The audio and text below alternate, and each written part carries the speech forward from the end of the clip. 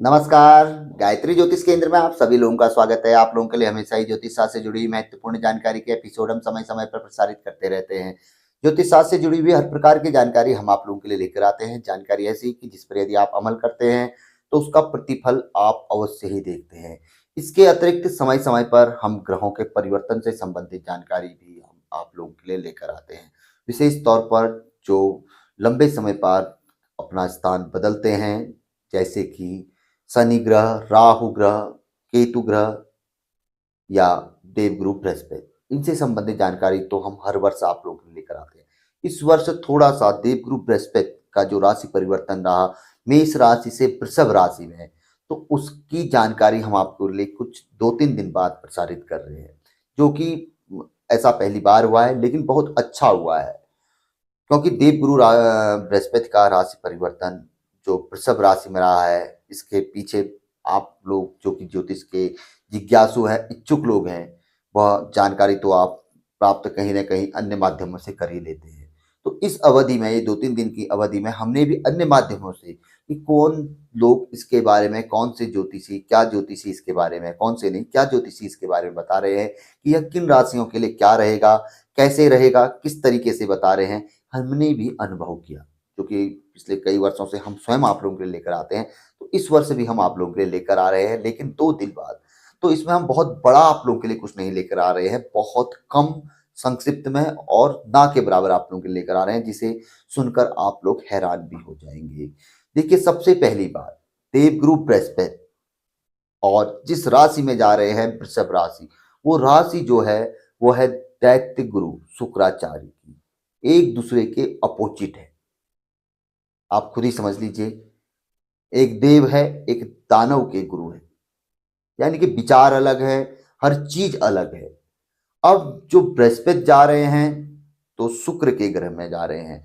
अब जा रहे हैं, अभी तो वैसे तो आपस में शत्रुता है, हम आपको एक लॉजिक के तौर पे हर समझाएंगे, ना के बराबर है जो जानकारी, लेकिन कुछ न कुछ आप ऐसा समझेंगे कि आप मान जाएंगे कि वाकई जो कि पंडित जी कह रहे हैं सही कह रहे हैं।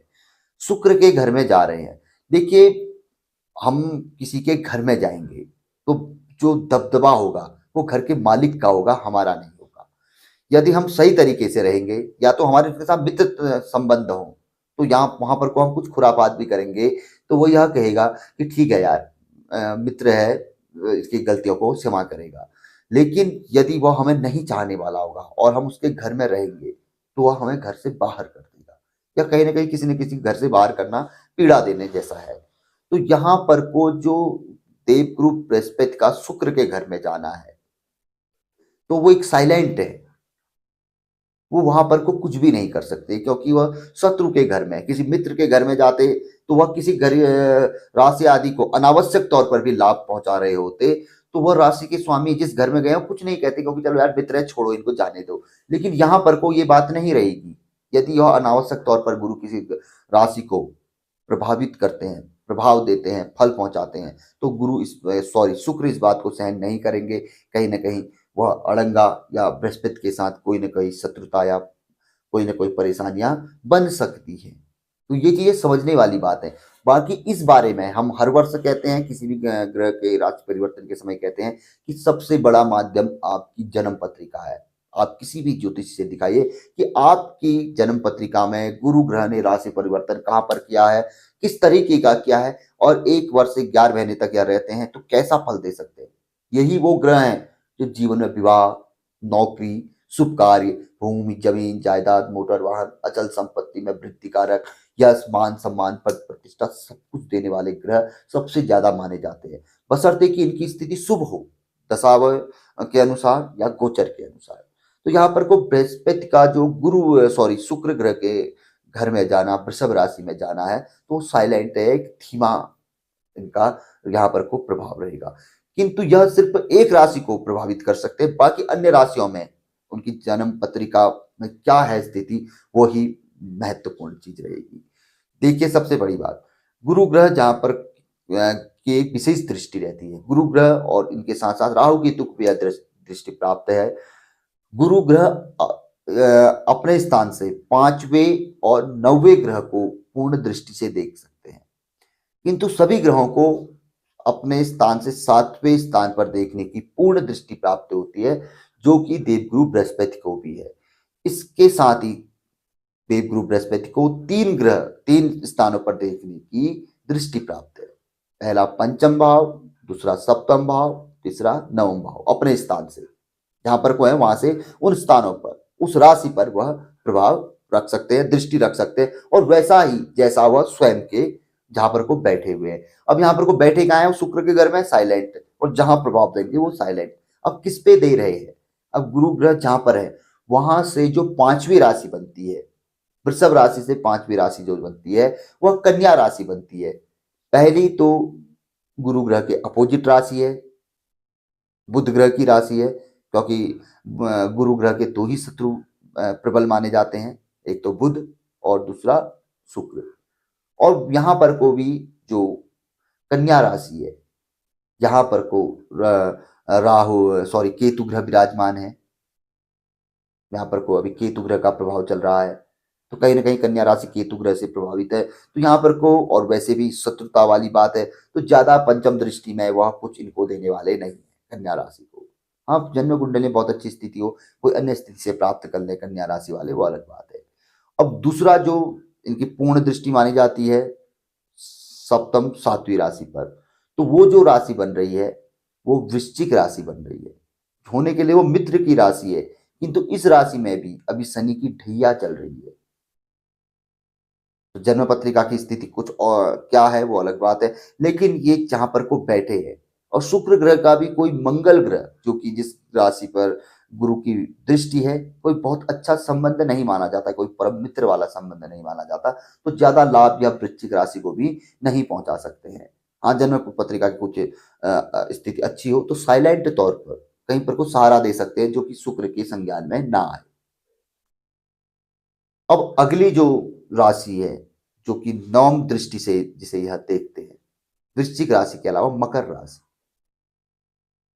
मकर राशि जो कि इस समय पे शनि ग्रह की राशि है, और शनि ग्रह की ही लाभ की जो 7.5 रहती है उससे प्रभावित है।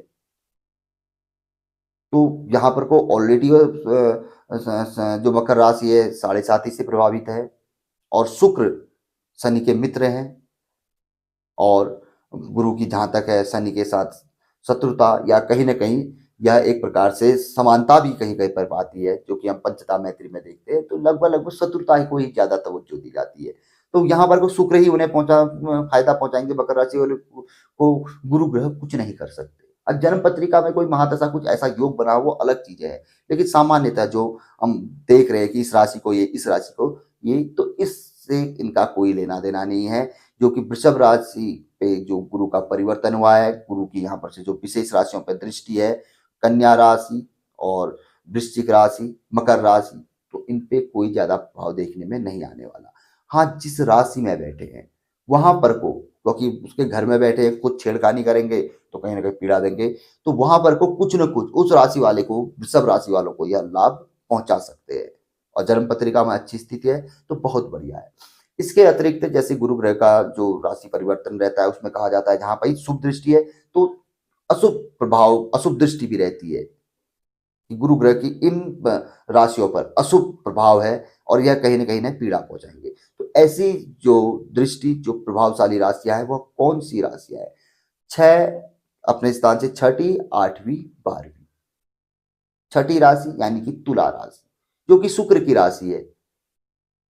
मजे की बात यह है, तो ये 6ठी राशि बन रही है, तो यहां पर को जो नुकसान पहुंचाने वाली बात है वह कम हो जाती है, क्योंकि शुक्र के ही घर में बैठे हुए हैं, तो यहाँ पर कोई ज्यादा प्रभाव कुछ नहीं करेंगे। हाँ, कहीं पर खराब फल वहां पर शुक्र तुला राशि वालों को मिल रहा है, तो ये अपने हाथ पीछे कर लेंगे, अपने आप रहता है, क्योंकि मैं घर में बैठा हूँ, कुछ तो कर नहीं पा रहा हूँ, अब ये परिस्थितियां कैसी है।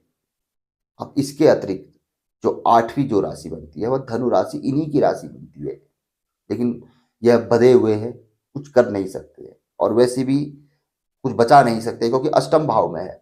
तो धनु राशि वालों को भी कोई उपाय, अन्य जो राशि वाले उनको अपने से संबंधित उपाय करने चाहिए, गुरु ग्रह की मेहरबानियों पर नहीं रहना चाहिए कि गुरु ग्रह आएंगे, हमारे राशि के स्वामी है तो कुछ विशेष देंगे। हाँ, कोई विशेष दे रहे हैं आपको तो वो जन्म पत्रिका की स्थिति है, तो राशि में आने का कोई फल नहीं है। जो राशि में आने का फल है वो वृषभ राशि वालों को मिल सकता है। इस बात को आप 11 महीने तक देख लेंगे वृषभ राशि वाले विशेष तौर पर, और अन्य राशि वाले भी महसूस करेंगे। हाँ, कुछ मिला होगा तो जन्म पत्रिका के अनुसार। अब इसके अतिरिक्त जो अन्य राशि, जो 12वीं जो त्रिक राशि में गुरु की आती है, जहां पर वो बैठे रहते हैं, तो 12वीं राशि मेष राशि बनती है। तो मेष राशि जिससे कि गुरु ने अभी अभी स्थान छोड़ा है, मंगल की राशि है, और बैठे तो शत्रु भाव में है, लेकिन राशि छोड़ी है, कुछ न कुछ प्रभाव उनका वहां पर को संबंध बना रहा होगा, अच्छा ही संबंध होगा, लगाव होगा। तो स्टार्टिंग पे ये मेष राशि वालों को भी प्रभावित कर सकते हैं, प्रभाव दे सकते हैं, शुभ प्रभाव भी दे सकते हैं। कोई पीड़ा दी है तो उसमें कमी कर सकते हैं, चलो यार मैं चला गया हूं, अब क्या तुमसे लेना देना, या कुछ दे रहे हैं यार कमी ना करूं, इतना मेरे हाथ में है, दे सकते हैं। तो कुछ प्रभाव मेष राशि वालों को मिल सकता है। अन्यथा गुरु की राशि परिवर्तन से जो बहुत से हो हल्ला हम आपस में मचा रहे हैं, देख रहे हैं, तो ऐसा कुछ नहीं है। तो अगर कुछ हो हल्ला हमने मचाना है तो अपनी पत्रिका को दिखाना है, वहां पर से हो हल्ला मच सकता है कि क्या हमारे आने वाला जो 11 महीना गुरु का राशि वृषभ राशि में है वो हमारे लिए कैसा रहेगा। इसके साथ साथ ही हमें अन्य ग्रहों की भी जानकारी प्राप्त हो सकती है, राहु केतु से, शनि से संबंधित, वो अलग बात है। तो ये विलंब से हम आप लोगों के लिए लेके आए गुरु ग्रह का राशि परिवर्तन। तो इसमें हमें कुछ ज्यादा बहुत अच्छा जो महसूस हुआ वो यही हुआ कि वृषभ राशि को ये बहुत अच्छा लाभ पहुंचा सकते हैं, और अन्य राशियों पर भी ये मेहरबानी कर सकते हैं। तो ऊपर वाले की बात है कि कैसी स्थिति हमारे जो जन्म पत्रिका में बनी हुई है वो महत्वपूर्ण बात है। उसका आकलन हम स्वयं अपने ज्योतिषी के माध्यम से करके प्राप्त कर सकते हैं। तो ये जानकारी काफी अच्छी थी। हमने जानकारी का निचोड़ तो हमने स्टार्टिंग में बताया कि है कुछ नहीं, लेकिन थोड़ा बताते बताते जानकारी लंबी हो जाती है। तो हम उम्मीद करेंगे कि आपको ये पसंद जरूर आई होगी, भले ही शब्दों का तालमेल ऊपर नीचे आकलन कुछ रहा हो, लेकिन जानकारी आपको जरूर पसंद आई होगी। यदि पसंद आई तो जरूर आगे बढ़ाकर शेयर कर सकते हैं। नए लोगों से आग्रह रहता है गायत्री ज्योतिष केंद्र के साथ जुड़े और चैनल को सब्सक्राइब करें, बेल आइकन अवश्य दबाएं। हर प्रकार की जानकारी रहती है, धीरे धीरे लाते रहते हैं, कभी कभी गैप भी हो जाता है, ब्रेक भी हो जाता है, लेकिन जानकारी ऐसी रहती है हमारी कि यदि आप उस पर अमल करेंगे तो प्रतिफल आप उसका अवश्य ही देखेंगे। तो जानकारी बहुत अच्छी थी, अमल करिएगा, विशेष तौर पर जुड़िएगा चैनल के साथ। तो मिलेंगे ऐसी किसी बहुत अच्छी जानकारी के एपिसोड के साथ अगले वीडियो में। तब तक के लिए नमस्कार, जय श्री राम, जय श्री कृष्णा, ओम नमः शिवाय।